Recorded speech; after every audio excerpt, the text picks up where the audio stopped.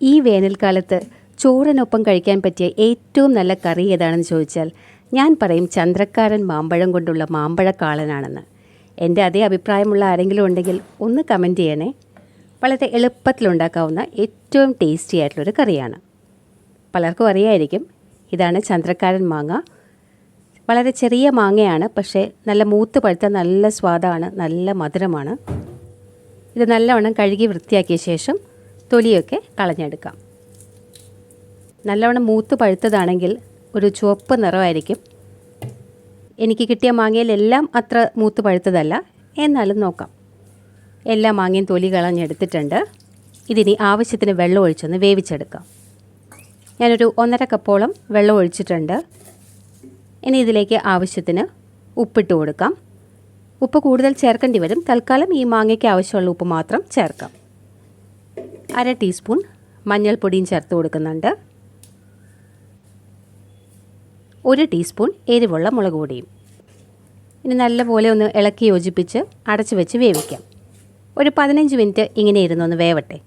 ആ സമയം കൊണ്ട് നമുക്ക് അരപ്പ് റെഡിയാക്കാം. 1 മുറി തേങ്ങ ചിരവിയത് മിക്സിയുടെ ജാറിലേക്ക് എടുത്തിട്ടുണ്ട്. ഇനി ഇതിൻ്റെ കൂടെ നമുക്ക് ജീരകം ചേർക്കാം. നല്ല ജീരകം 2 ടീസ്പൂൺ ചേർക്കുന്നുണ്ട്. ഇതിൽ ഉള്ളിയൊന്നും ചേർക്കേണ്ട ആവശ്യമില്ല. ഇനി വേണ്ടത് പച്ചമുളകാണ്. അത് ഓരോരുത്തരുടെയും എരിവിൻ്റെ ആവശ്യം അനുസരിച്ച് ഇട്ട് കൊടുക്കാം. ഞാനൊരു 3 വലിയ പച്ചമുളക് ചേർക്കുന്നുണ്ട്. ഇതൊന്ന് പൊട്ടിച്ച് ഇട്ട് കൊടുക്കാം. പിന്നെ ഒരു 3-4 കറിവേപ്പിലയും കൂടി ഇട്ട് കൊടുത്താൽ നല്ല സ്വാദായിരിക്കും. ഇനി ഇത് അരയ്ക്കാൻ വെള്ളമല്ല ചേർക്കുന്നത്, തൈരാണ്. ഒരു 4-5 ടേബിൾ സ്പൂൺ തൈര് ഇപ്പോൾ ചേർത്ത് കൊടുക്കാം. അത്യാവശ്യം പുളിയുള്ള തൈര് തന്നെയാണ്. മാങ്ങയുടെ മധുരവും ഈ പുളിയും എല്ലാം കൂടി വരുമ്പോൾ നമ്മുടെ മാമ്പഴക്കാളന് നല്ല സ്വാദായിരിക്കും. ഇതൊന്ന് അരച്ചെടുക്കട്ടെ. അത്യാവശ്യം നല്ല പോലെ അരഞ്ഞിട്ടുണ്ട്. ഈ ഒരു പാകത്തിന് അരഞ്ഞു കിട്ടിയാൽ മതി. ഇനി മാമ്പഴം വെന്തോന്നൊന്ന് നോക്കട്ടെ. ഒരു 15 മിനിറ്റായിട്ട് മാമ്പഴം വെന്തുകൊണ്ടിരിക്കുകയായിരുന്നു. ഇപ്പം നല്ലപോലെ വെന്തിട്ടുണ്ട്. ചന്ദ്രക്കാരൻ മാമ്പഴം വേവുമ്പോൾ നല്ലൊരു മണമാണ്. ഊണ് കഴിക്കാൻ കൊതി തോന്നിപ്പിക്കുന്ന ഒരു മണം. ഇതിലേക്ക് ഈ അരപ്പെല്ലാം ചേർത്ത് കൊടുക്കാം. മിക്സിയുടെ ജാറിലേക്ക് ഒരല്പം വെള്ളം ഒഴിച്ച് കംപ്ലീറ്റ് ആയിട്ട് എടുക്കാം. നമുക്ക് എത്ര ചാറ് വേണോ അതനുസരിച്ച് വെള്ളം ഒഴിക്കാവുന്നതാണ്.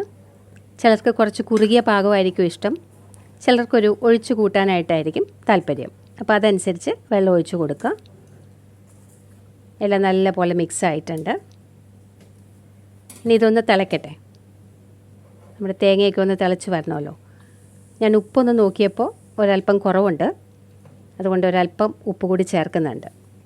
മോര് ചേർത്ത കറികളാകുമ്പോൾ സാധാരണ കറികളേക്കാൾ ഉപ്പ് കൂടുതൽ ചേർക്കേണ്ടി വരും, എന്നാലേ സ്വാദ് കിട്ടും.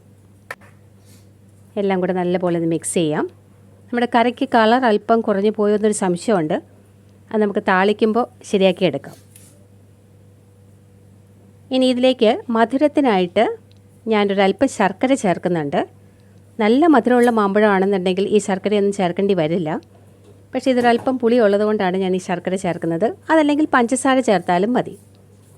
എത്ര ചേർക്കണമെന്നുള്ളതൊക്കെ ഓരോരുത്തർക്കും എത്ര മധുരം വേണം എന്നതനുസരിച്ച് തീരുമാനിക്കാം.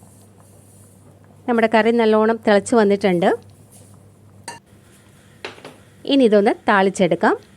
ഒരു പാനിലേക്ക് ഒരു 3 ടേബിൾ സ്പൂണോളം വെളിച്ചെണ്ണ ഒഴിച്ച് കൊടുത്തിട്ടുണ്ട്. നമ്മുടെ നാടൻ കറികൾക്കൊക്കെ കുറച്ച് നല്ല പോലെ വെളിച്ചെണ്ണ വേണം. ഇത് ചൂടായി വരുമ്പോൾ ഒരു 1.5 ടീസ്പൂൺ കടുക് ഇട്ട് കൊടുക്കാം. കടുകൊന്ന് പൊട്ടിക്കഴിയുമ്പോൾ ഒരു 1/2 ടീസ്പൂൺ ഉലുവ ചേർക്കാം. മോരുകറികൾക്ക് ഉലുവ പ്രധാനമാണല്ലോ. ഇനി വറ്റൽ മുളകും കറിവേപ്പിലയൊക്കെ ചേർക്കാം.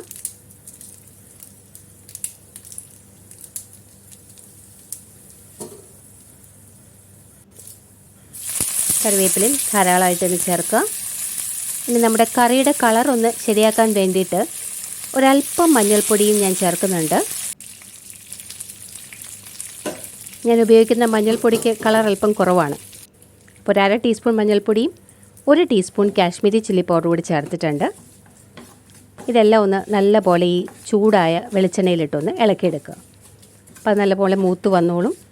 ഇനി ഇത് ഇങ്ങനെ തന്നെ നമുക്ക് കറിയിലേക്ക് ഒഴിച്ചു കൊടുക്കാം. എല്ലാം കൂടി ഇളക്കി വരുമ്പോൾ കളറൊക്കെ കറക്റ്റ് ആയിരിക്കും. ഉപ്പും മധുരവും പുളിയും എല്ലാം പാകത്തിനുണ്ടാവും. നല്ല പെർഫെക്റ്റ് ആയിട്ടുള്ളൊരു മാമ്പഴക്കാളൻ റെഡിയായി കഴിഞ്ഞു. മാമ്പഴ പുളിശ്ശേരി എന്നും ചില സ്ഥലങ്ങളിൽ പറയാറുണ്ട്. പേരെന്ത് പറഞ്ഞാലും ചോറിന് ഇതൊരു അസാധ്യ സ്വാദുള്ള കറി തന്നെയാണ്. എല്ലാവരും ഇതൊന്ന് ട്രൈ ചെയ്ത് നോക്കുക. ഈ കറി വയ്ക്കുമ്പോൾ ചന്ദ്രക്കാരൻ മാമ്പഴം തന്നെ നോക്കി വാങ്ങാൻ ശ്രദ്ധിക്കുക. അപ്പോൾ നിങ്ങൾക്ക് ഈ റെസിപ്പി ഇഷ്ടമായെന്ന് കരുതുന്നു. Thank you for watching.